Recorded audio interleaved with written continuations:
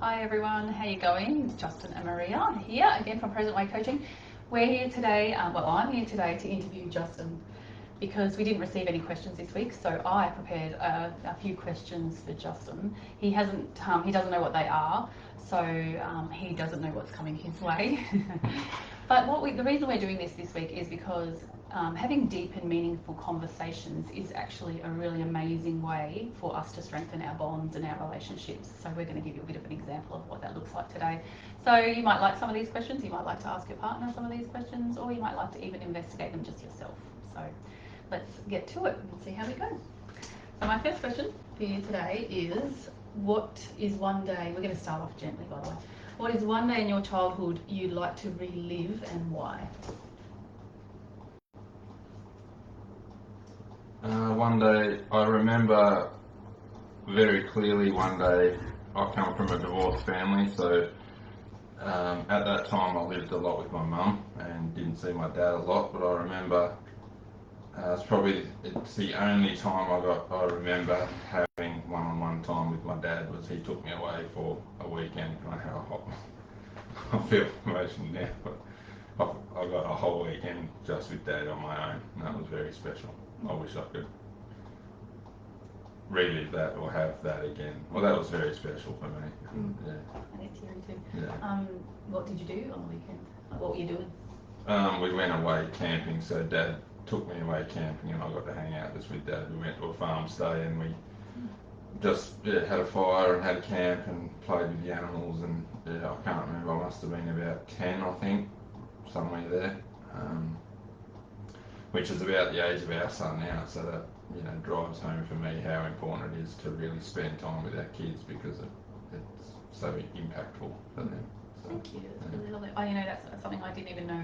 So, and I've been in a relationship with Justin for 20 years and I didn't know that he'd spent a weekend away at a farm stay with his dad. And it was just a shout out to Justin's dad because it was his birthday yesterday. Yes. Alright, second question. What is the most valuable lesson either one of your parents taught you?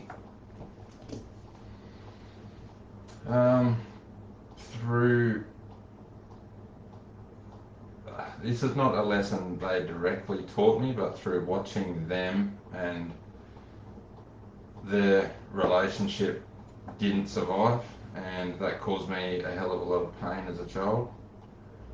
I can feel that surfacing for me again, but the lesson that they've taught me through almost ruining our relationship is how much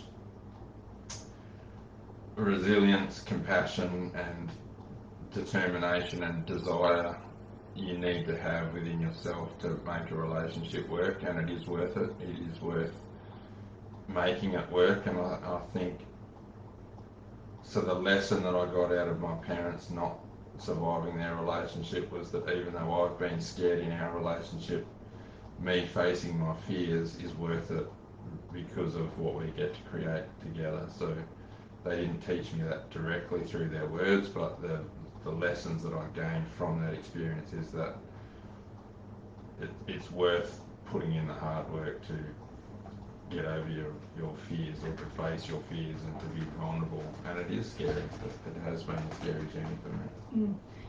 Was there one direct lesson that you can remember that you think was really valuable and that you... I think one lesson that I've got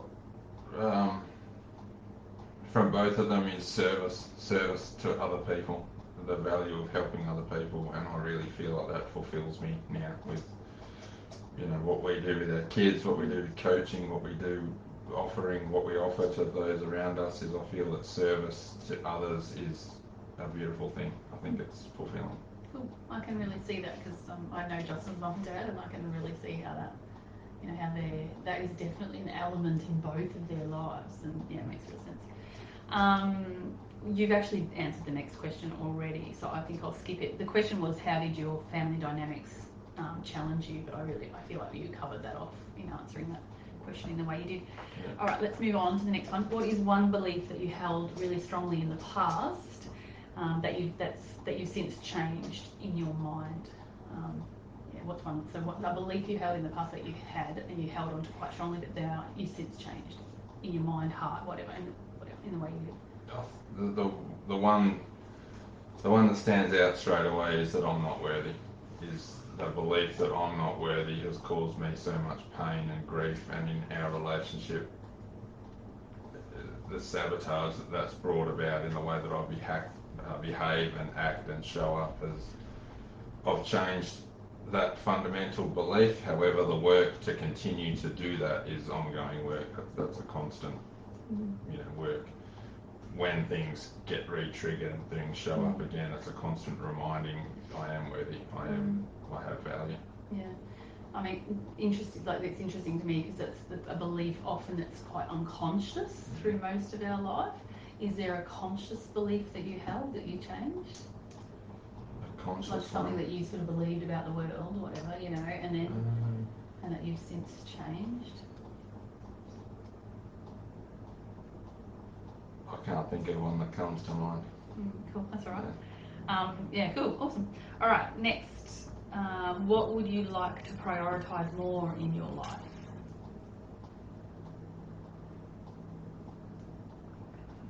I think I would always like to prioritise our relationship more in my life. I think life becomes so busy with the kids and with work and with everything that's going on. It's very easy to take our partner for granted, take you for granted, and drop the ball on the relationship, even though we have time that we book in for our dates each week and things like that. I think really, like, we teach this to other people, that your relationship is a glass ceiling for lots of other things in your life. So really to invest and put the time into our relationship even more bears fruits in all other areas of life. So, and that's where I need to, for me and as a man, or just as for me, is to live with integrity and actually to show up and do that, and to that means saying no to other things, whatever that's. Cool. All right, our next question. What moral dilemma have you faced in your life, and how did you overcome it? Moral dilemma.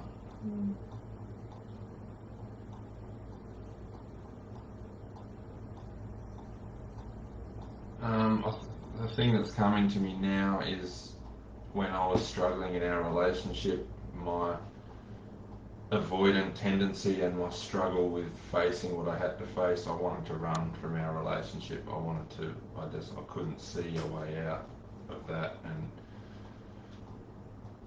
so my head was saying, this is too hard, this is too scary, this is not going to work, whatever the stories were going on in my head, but my heart was saying, no, this is worth it, this is worth doing the work, there's goodness here. So I think, and the morality with the kids too, that no, the kids need you, they need to see, a positive model of love from you.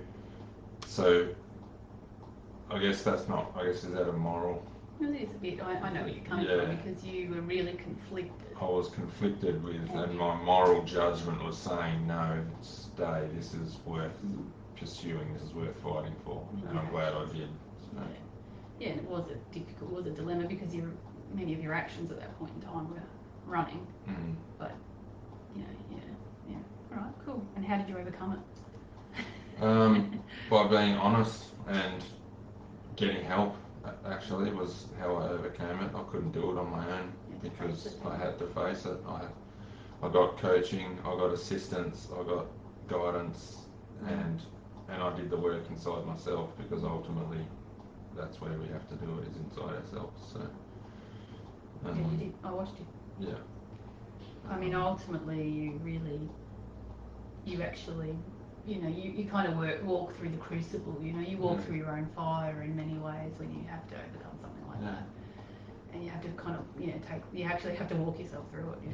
And I actually was helped by you with your compassion and your understanding and your ability to let me change. Yeah. Also which was something Maria had to I face filed- I within filed herself, it. I was to had let go of her protection to actually let me change.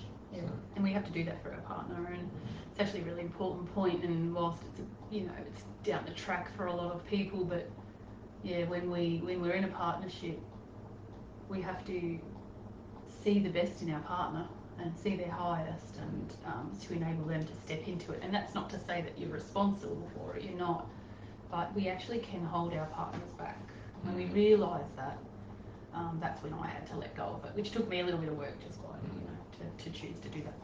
All right, how are we going time? We're 10 minutes. How long do you want to go? I've got a few more. All right, I've got 3 more questions if you want to hang in here. We'll finish them off. All right, have you ever met an inspiring couple? And if you have, like someone who, like a couple like that had an interesting relationship or that really inspired you, and if you have, can you describe them?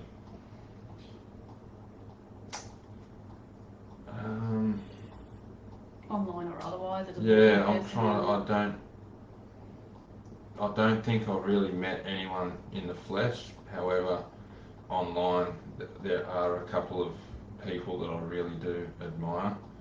One of them is Gary Zukov, a man who wrote The Seed of the Soul, and his partner Linda Francis, and they had a beautiful relationship where they discussed deeply the idea that their marriage or their partnership was a spiritual partnership, which is in the evolution of both of their souls. It's in the evolution of freeing each other from fear, which is what I feel we do for each other, and it really aligns with me. And it's not about, relationships are not about making you happy, they're about you understanding yourself and setting you free, and the byproduct of that is joy. So it's not seeking happiness in the other, it's actually seeking freedom in the other. So that's one couple. I think another couple that I admire is Tony Robbins and Paige Robbins, Sage Robbins, sorry. They're again very aligned on the spiritual and personal growth path of really understanding fear and how to overcome fear in relationships. So yeah, these are the relationships that I admire, and there's actually not very many of them yet. I think we're growing, and I think people are starting to question relationships a lot more as to, okay, the old model of the fairy tale is just dead and gone. What is it that we want? And I think it is, we want freedom, and we can help each other do that, inspire each other to do that. Cool. All right, what's a goal that you've achieved that you're really proud of? Saving my marriage. Yeah. Was it a goal you had? I guess not. It's been a process. Yeah. So now answer the question, what's a goal you've achieved? Goal? Okay, a goal that I've achieved is really to change my career. Yeah. So I Totally agree. was working in a job that I went to uni when I left school, and I got a job in cartography, which is map making, and worked that for 17 years. And as a result of not really choosing that job consciously, I just kind of fell into it. Went to uni because I didn't know what else to do. Got a degree, did that job, and then got stuck in the corporate world for 17 years and became very unhappy. And at the height of our relationship, really, falling apart a bit, was when that contributed to my being unhappy, and I realised I need to pursue something that makes me happy. So it took me 6 years to change, to actually get the qualifications I needed to get the sea time, and I actually work on the boat now, as you obviously know, but it took me 6 years to change that career. So it wasn't something that happened quickly, but I was determined and I stuck at it, and now I work there. Yeah.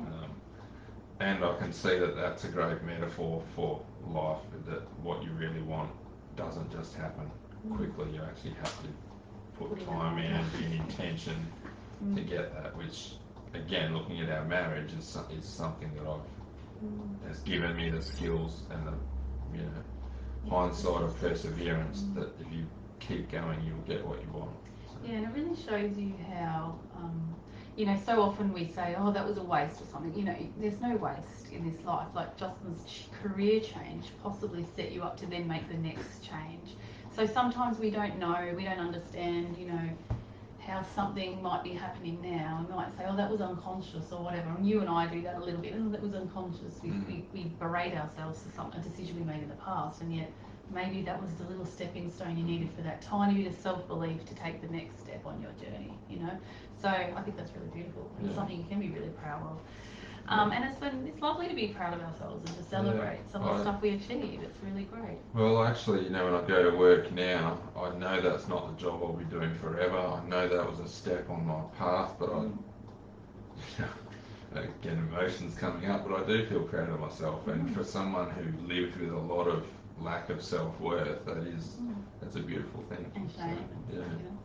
I reckon you should be really proud of you. So I'm proud of you because it takes a lot of fear to go into, like, I know, because and you know, part of you actually inspired me to do the changes I've made. I saw you doing something that I know you were shit scared of, excuse my French, but you was, you know, it was bloody scary because you do a course, well that's one thing, but doing the job is another.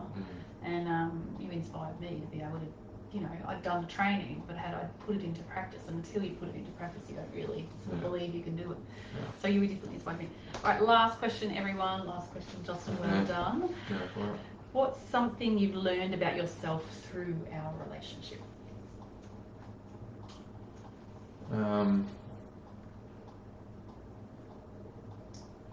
That I am lovable. I'm glad you've learned that. That's really nice. I feel that deeply. I feel that I am lovable, and that has been a long journey for me because I haven't felt lovable for a long time. So, thank you. No, so I'm glad you feel it. Now we're both a bit teary, and that's a wrap. I just want to say a huge shout out to Justin to say thank you for being very vulnerable, because I just put him on the spot. He's on camera and sharing this with our beautiful community here. But you know, that takes a lot of guts and a lot of courage, and that's what a deep conversations look like. And there's some examples of some questions that you can ask each other, ask yourself, and have a meaningful conversation. And you'll, like I have been, be surprised at the answers and learn some new things about your partner, and and feel together, which is really beautiful. And you can see why it strengthens relationships. And just as a last little point, there was research done by the Gottman Institute in 2023, so very recent, and it showed men and women both appreciate, not all men and not all women, but a good portion of all of us actually appreciate deep, connecting, meaningful conversations. So give it a try. Thank you. Thank you. All right. Thanks, guys. Maybe I'll be in the hot seat another day. You will be. See you later.